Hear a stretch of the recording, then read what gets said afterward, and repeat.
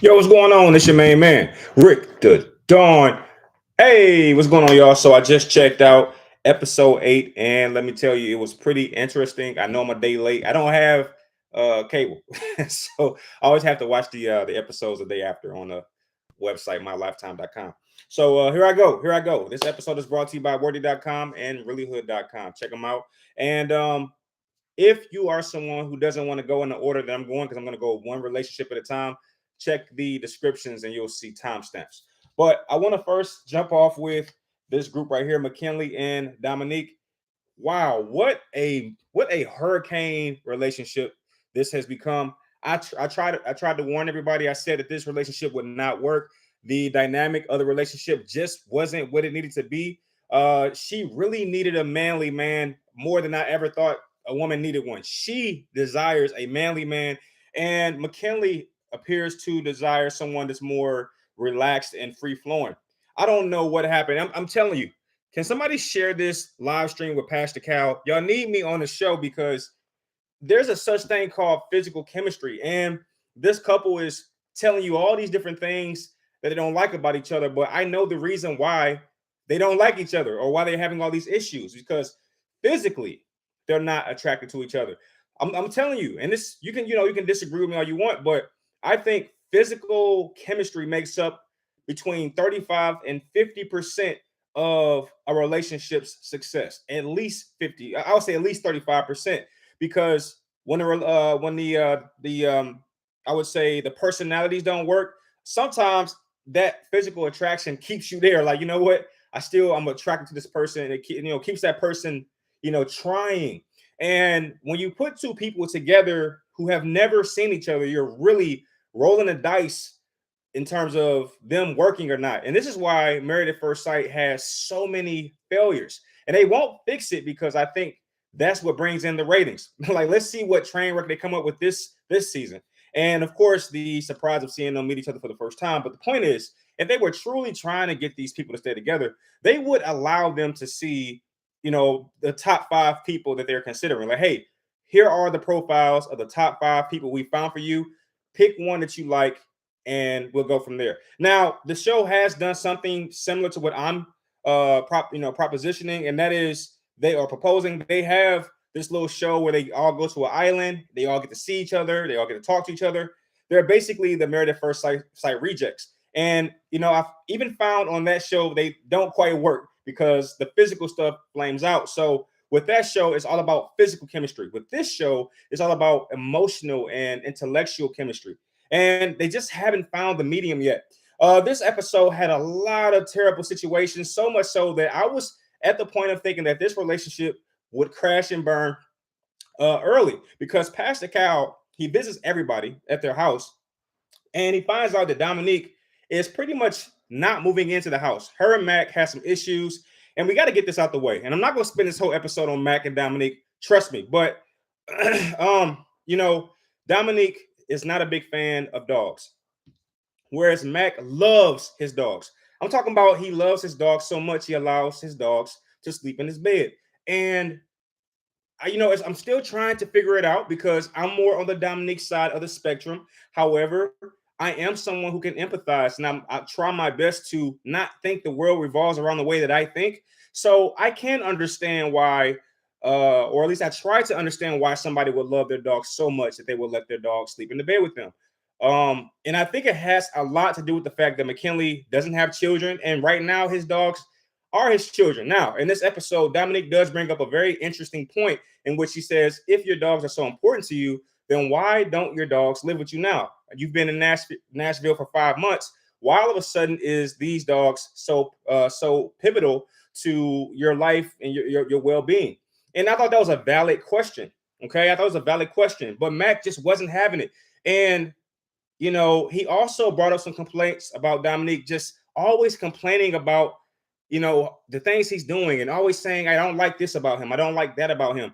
As we know, Dominique's biggest complaint about Mac is the fact that he seems to be someone who's not adventurous. I would push back a little bit on that, because to go from Michigan to go to California and then to Nashville, some might call that adventurous. Some people might say, hey, that's a little bit of a risk taker's mentality, but that's just not enough for Domynique. Domynique is just, let me tell you what the problem is. They're not physically attracted to one another. That's it. And I think that this episode, I will say this season, should show the experts that they have to be a lot more attentive. They need to swap their questionnaire, because Einstein said it best. If you keep doing the same thing, that's insanity. So it's like, hey, you got two people here who are on the brink of divorce in just 2 weeks. And Pastor Cal asked a valid question. He said, listen, what's the problem? We gave you everything you want. He says, Domynique, you asked for someone who was stable. And as soon as he said that, Dominique's eyes rolled in the back of her head. I was just reading her face. She's like, how is he stable if he lives in somebody's basement? Which is a huge, huge issue in my opinion. But this episode did reveal something that I didn't know before. And it's that Mackinley appears to be very stable. It's just he's not, stable in terms of a household. I think he's in the marijuana business, and I hear that he's doing very well according to his own statements. I'm not sure if I can believe him, but it doesn't sound like he's lying. So he is stable, but I guess with some people, they do require you show that stability. She would absolutely go crazy with Warren Buffett. He's a billionaire, but he lives in a small, very modest home. He drives an old car. So maybe she desires to see the stability. Like, I don't see it. If you're stable and you got money in your bank account, how does that really help? So this is another couple that did not move into the house with each other, and definitely a red flag. They don't seem to have any emotional chemistry, any emotional connection. I've already said on episode 0, my episode 0 reaction, preseason reaction, that they would not stay together, and I feel like I'm going to be right about that. This next couple was Christopher and Nicole. I said that this couple would divorce in my preseason episode, and I think they're showing me so much hope. This is the only couple, in my personal opinion, that looks like they're going to actually survive the season. But I'll tell you this, though. This episode definitely showed some red flags for me, okay? One of those red flags is Chris. Now, I know Chris has a lot of sympathists out there. A lot of people really sympathize with him. But I'm going to just tell you right now, I'm not really vibing with Chris at the moment. And I say that because I kind of like Nicole more than I did before. I thought Nicole's behaviors were a little extreme when I first saw her upon first reactions. And as of this moment, she seemed to have kind of toned it down a little bit, though I still believe it's there. It shows me that she does have a little self-control over some of these outbursts that I was seeing in the beginning. And, she's in some ways kind of mellowed out. Whereas Chris, he's going further in the wrong direction as far as I'm concerned. I was very concerned about the sensitivity and the very, melodramatic attitude. And he seems to be going further into that. Whereas I believe Nicole, where I was concerned, she's starting to go, a little bit more towards normal, neutral. Like, everybody has something kind of crazy about them, but she's starting to mellow out. So this episode, we did get some information about Chris. He didn't want to move in post season 16. Didn't want to really move in with Nicole. And to me, that was a huge, huge red flag. His whole reasoning was, what if things don't work out? The relationship could bomb and we'll be stuck. I thought that was a loser's mentality. And this episode showed me more than any other episode that these people have no idea what marriage is. And Pastor Cal says something that I thought was extremely important about marriage. He says, being married is, bringing yourself into someone else's life. And in a lot of ways, divulging yourself of all those things that you've done while by yourself. Because when you're married, all of those things you did by yourself, those things do sort of fade away. And he said this quote, and I don't know if I'm quoting it exactly, but he said, and I'm paraphrasing, he said that people who want to do things how they used to do it don't really want to be married. And I thought that was a great point. I used to play the video game every day after work, every day, PS3, PS4, playing the video game. And that's when I was single. As a married man, I don't know if I can do that. You can see my game controller right there. That thing's been sitting there for so long. It hasn't been touched, hasn't been picked up. Probably got cobwebs on it, because as a married man, you just can't do those things. You have to, you pick your moments. But when you become married and you're intertangling your life with somebody else's, it has to look like it, right? And I thought that Chris showed a lot of amateur, it looked very amateurish. Is that a word? Amateurish? No, it's not a word. It definitely didn't feel like a husband. Okay, that's what I want to say.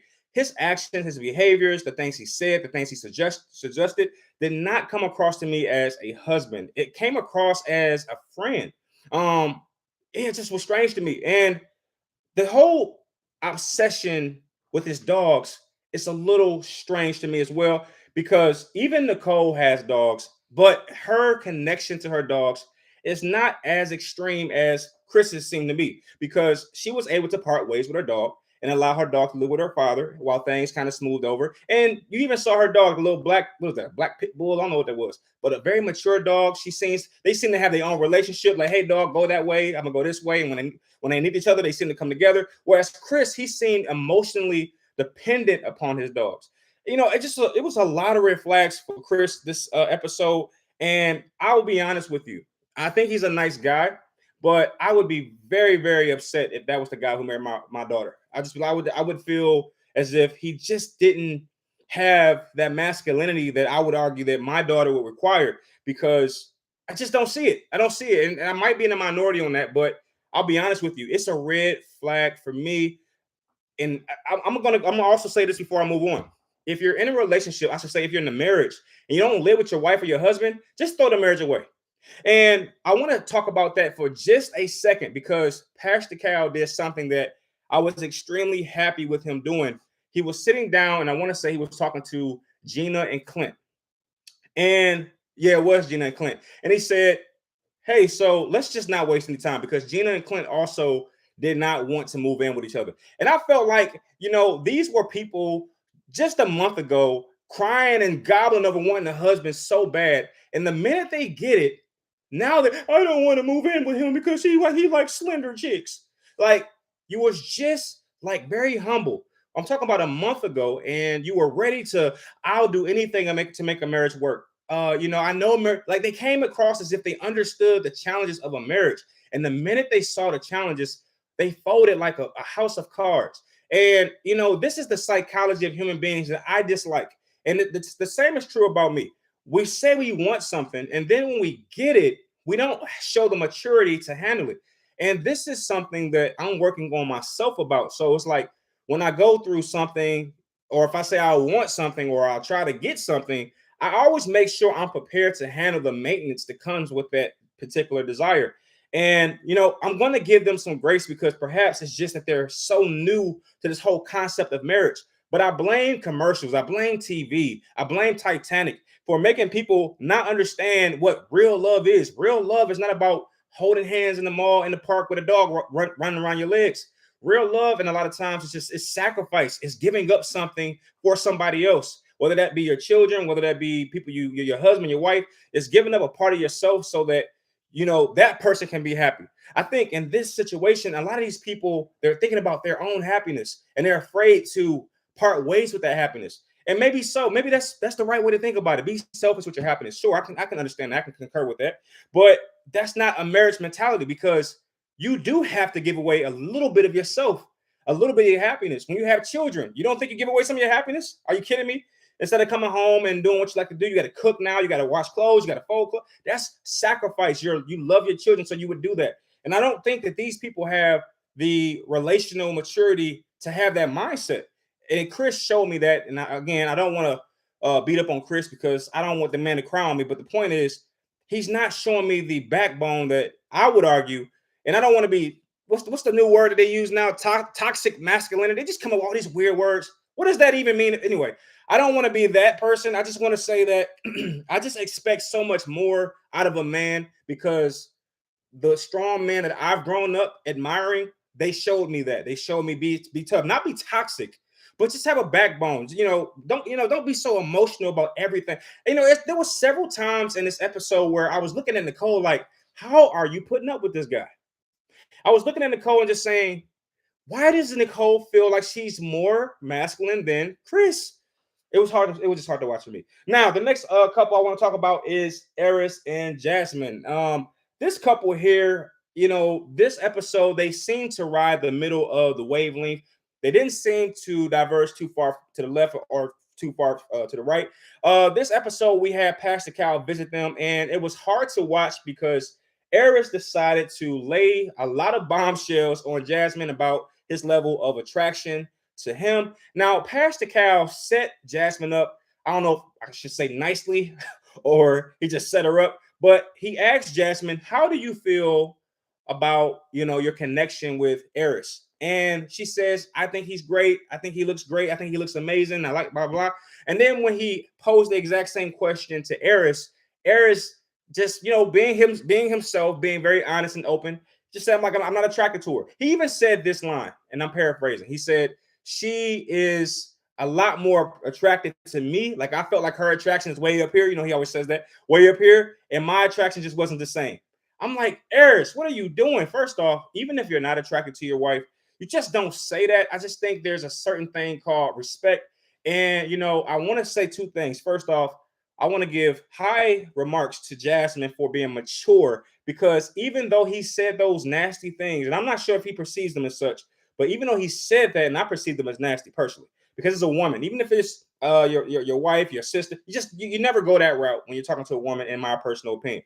But even though she heard those things from her husband, she was still able to show grace to him, saying, hey, that type of stuff can change, it can grow. And she even gave him compliments for making her feel, what was the word she said, comfortable, right? So that happened. We finally got a chance to see the dogs that Jasmine had been talking about all season long. And I have to admit, those dogs were absolutely beautiful. I don't know what they were called, cockapoodles or whatever she said, but the dogs were absolutely gorgeous. The puppies. Now the mother looked a little off. The mom looked a little crazy, okay? But the puppies were absolutely adorable. And even Airris broke down and said that he could imagine sleeping with the dog, or the dog sleeping in his bed. And I could concur with that. I thought that the dogs were absolutely gorgeous.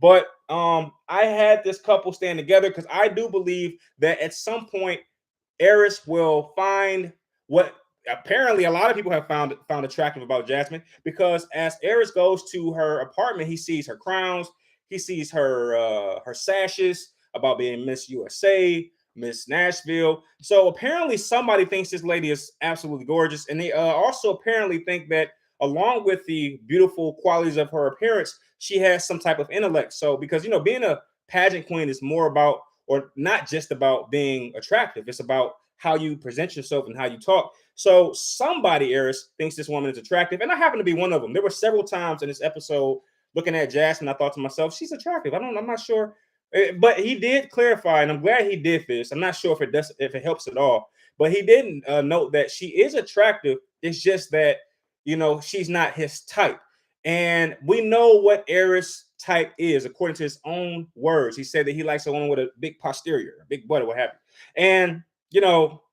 I don't know. I would say that Jasmine shouldn't have to feel inferior to anybody because of the way that God made her body. That's how she was made, and I think that's okay. I think that's okay. I just feel like he might not be the right person for her. All right, the next couple is Clint and Gina. I'm gonna be honest with you. This was the couple that I enjoyed the least. Every time they were on screen, I wanted them to get off the screen because I know a lot of people are going to disagree with me on this one. I know that there's a lot of individuals who think like Gina, okay? And I know that, and that's why I'm going to park my bias and try my best to give you a perspective from both sides. First off, I'll start with Gina because I don't want to. So I'm going to start with Gina. First off, I understand where Gina's coming from. Clint said the wrong thing, and she just can't look past it. How many times has that happened? Somebody crossed you, somebody said something wrong to you, somebody played with you, somebody did something you did not appreciate, and you were done with them forever. And I think that's what happened. I think Clint crossed the line. He crossed an invisible line with Gina, and it's just no coming back from it. Now, this was the episode in which I thought that we would see our first divorce because, again, Pastor Cal comes over, and he's seeing the tension. He's starting to understand, like, this couple is not on the up and up. And he basically asks them, hey, are y'all done? Because let's not waste production costs. Let's not waste time. This costs money. If y'all don't want to be with each other, then let's go ahead and park this thing and keep it moving. And I really wish that Pastor Cal did that more because it would do a couple of things. First off, it would call people's bluff. Like, are you just upset because the cameras are here? Like, what is your motive? Are you only here for the cameras? Because, you can make the argument that Gina is only on the show to promote her businesses. You can make that argument. I'm surprised she hasn't set the name of the businesses 42 times by now. I don't even know the name of the business. But apparently, you can probably Google it by this point, as many times as she's brought it up. So I really wish the Pastor Cal would do that. Like, hey, you don't want to move in the house, which I thought was selfish of Gina. You don't want to move in the house, even if you're in a different room. You don't even want to be in the house, which tells me you don't like this guy, which means you don't want to be a part of this process. Okay, so how about this? Do you want to end the marriage? I love that, and I wish he would have took it a step further and said, "Hey, Gina," and even with what was it, Domynique and Mackinley? Hey, if you don't want to move in, this marriage is over. I know that sounds terrible. I know it does because it's like you're not really giving them the opportunity. You're not respecting their emotion. Perhaps both Gina and Domynique are feeling a certain way. That is why they don't feel safe, right? That's a valid concern. Despite what we see in terms of the edited version of the show, that doesn't necessarily mean we're seeing the full picture. We're not seeing those what do they call them? Those nonverbal cues, those things you feel. We're not feeling the energy of these men, so perhaps they don't feel safe, and I think that's a fair concern. But I really want to just throw that all away for just a moment, if I could. Hey, if you don't want to move in, then apparently you're not in the marriage. Because let me just say, in real life, I don't know any married couple. And give me a second. Yeah, I don't know any married couple that doesn't live together. So it's like if you're not moved, if you're not willing to be with each other or move in with each other, then there's enough argument there to say you're not interested in the marriage. And as a result, we're going to proceed with a divorce because that's it. When you separate from a person that you're supposedly married with, that's pretty much the end of it. Let's be honest, it's pretty much done at that point. Now, some couples do kind of rebound from that, but no. And so I understand it from Jen's point of view. Maybe Clint crossed the line. But I really want to give Clint a moment of just gratitude because he is showing the qualities of a husband, in my opinion. Here's why: because despite her being, very pushed, very, to herself, very isolated, very anti, is what I like to call it. She doesn't really want to move in. She doesn't want to talk. Blah, blah, blah. Despite her being all those things, Clint has still shown that he's in it for the long haul. In fact, when Pastor Cal brings up the fact that, hey, it's possible if you guys want to just divorce, even though he says that, and Gina kind of seems to be open to the possibility. I'm assuming. I still like the way that Clint jumped in and said, hey, you know what? I really think that we have more to uncover in this relationship, and I didn't get into this relationship to not give it my all, that kind of thing, and I don't want to have regrets. And the fact that he was able to step up and say that, I really admire that about Clint. He seems to be very open, very well at very good at expressing himself, and I really enjoyed to see that or seeing that. I'm gonna just be honest with you though. With this couple, I think the issue is Gina, and I'm not sure if anybody agrees with me on that. I think she's the issue, and here's why. Because first off, she came into this experience single, and now I think I understand why. For one, narcissistic. Okay, she's someone who only thinks about herself. At least that's what it comes across as. Now, I'm not saying Clint is perfect. I'll tell you what I think is wrong with Clint. No filter. Number one. Also, doesn't know how to package himself. I think the hair, the mustache is giving off like 80s, 90s vibes. Matter of fact, I'm just gonna go 70s, 80s vibes. And I think he needs to. And it's funny because she's in the realm of beauty and hair. He might want to become a client because that might help the situation out. Perhaps just letting Gina kind of, take a comb through the hair and trim up the beard, something that might actually help. And it's probably funny because they're together. But I just think that, he has no filter and he needs to repackage his look. And I think that he wouldn't lose any smiles if he thought a little bit more before he spoke. Those are my complaints about Clint. But when it comes to Gina, her issues seem to be a lot more difficult to untwine. First off, narcissistic to a T. She's only thinking about her businesses and all these different things. And when she called Clint a ginger and says she's not she started this. It wasn't Clint who said it first. It was Gina who started that whole "I don't like the way you look" business. And when she said it, it was okay. When he did the exact same thing back, it was a problem. And she tried to make it okay in this episode where she said, a ginger, that's what they call people with red hair. I'm like, no, she's like, that's not derogatory. That's that's the standard word for a person with red hair in the hair industry. I'm like, I don't know a single ginger, but even I know that word doesn't sound endearing. right? And if the word gender, I mean, what's the word? If the word ginger is fine, then so should slender be. Okay, slender should be fine as well if ginger's fine. So I just definitely like the fact that Gina is holding that over his head, and she's holding over his head so much so that the relationship could have ended in this episode. And I don't like it. All right, the next couple is Shaquille and Kirsten.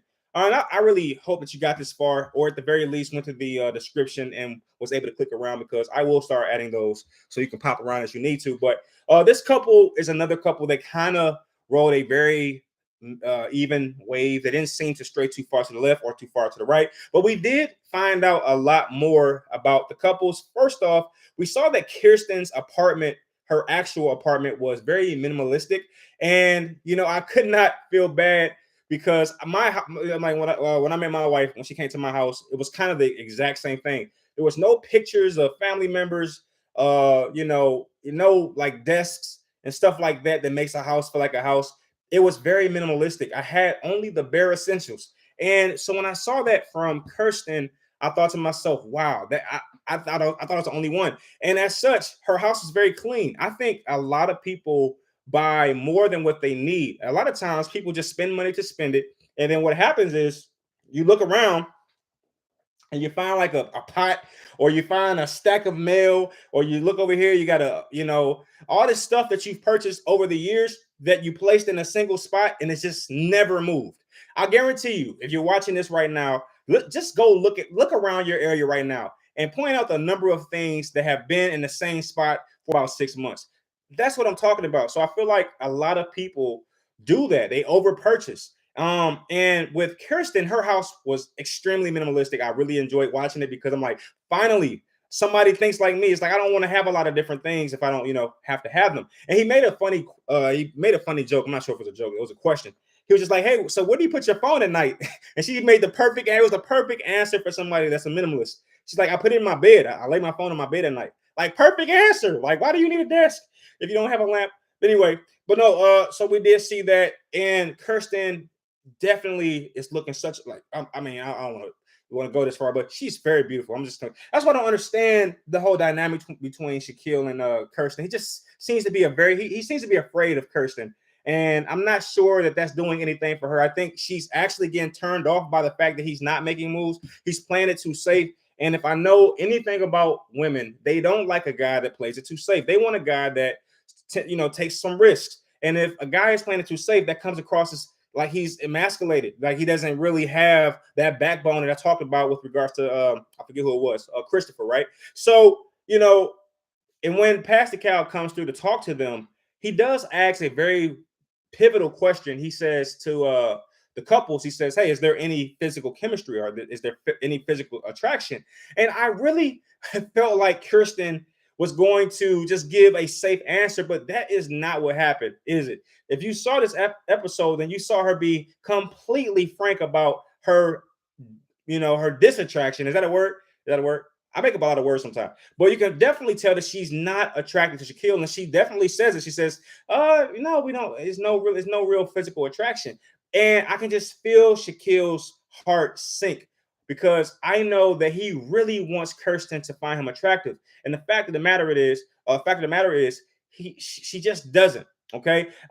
There's another very pivotal point in this episode where Pastor Cal kind of grills Kirsten. I'm not sure if anybody else saw it that way. And this is why I don't like This is why I don't like marriage counseling, because it really depends on if your marriage counselor is a guy or a woman. Depending on which one they are, they're going to always lean to their gender. So if you and your wife are having issues and you get a marriage counselor that's a woman, she's always going to sympathize with the woman, because she only understands marriage from that perspective, or she only understands life from a woman's perspective. No matter how hard I try, there's no way I can really understand what a woman goes through and what a woman thinks, because I've never been one. No matter how hard I try. Okay. And if you got a male marriage counselor, he's going to side with the male. And that's what it felt like this episode. Pastor Cal definitely leaned closer to the men's side of the arguments in this episode. Now, they could balance that out by having Dr. Pepper come through, and, the same can happen in reverse, but definitely was more so the man's show this time, because Pastor Cal kind of went in on Kirsten, like, "Hey, how do you know you're not attracted to him? It takes this, it takes that." And I'm looking at her, I'm like, hey, bro, it's not her fault that y'all don't allow them to see their people. But anyway, we both, or I should say we all know that Kirsten is a little superficial. Okay, I will say that. But I don't know, man. I just think I just think that to her defense, Shaquille is not doing enough in terms of pushing the right buttons. Maybe he doesn't, Pastor Cal did kind of, because this was the problem. Now it's coming back to me. Shaquille was saying that Kirsten doesn't open up to me. I don't know what her expectations are, and that's what prompted Pastor Cal to say, "Well, Kirsten, what do you want?" Well, if you don't tell him, then he'll never be able to fix those things or address those things. And he even asked her, he said, Kirsten, what allows you to get what you want in a relationship? And she said, telling the person what I want. And apparently she doesn't get what she wants because, according to her, she doesn't really speak about what she wants. And then he went to Shaquille and said, well, Shaquille, you have to make her feel safe. And that was his way of kind of pushing back against Shaquille. But I thought the damage was done. I thought he had already grilled Kirsten and it was pretty much over. But yeah, I think this couple is headed down the wrong direction. I did say that they would stay married, but I think Kirsten is going to ask for divorce and her DMs is going to be lit up. But you know who else's DMs going to be lit up? Shaquille's, because a lot of women are looking at Shaquille right now and saying this guy is trying his hardest. And they know Kirsten, I'm talking about women, they know Kirsten's type, and they probably looking at Kirsten like you got too many choices. You don't appreciate a good man. A lot of women are probably feeling that way. I know they are. At least I believe they are. And definitely Shaquille's DMs are going to be full as well of very, very eligible suitors who will appreciate a man that's educated, very gentle, all that kind of stuff. So that is my reaction to this episode. I hope you enjoyed it. And if you did enjoy it, give me a like. And I will see you next week when we, dissect episode 9. Who knows what's about to happen? But yeah, peace.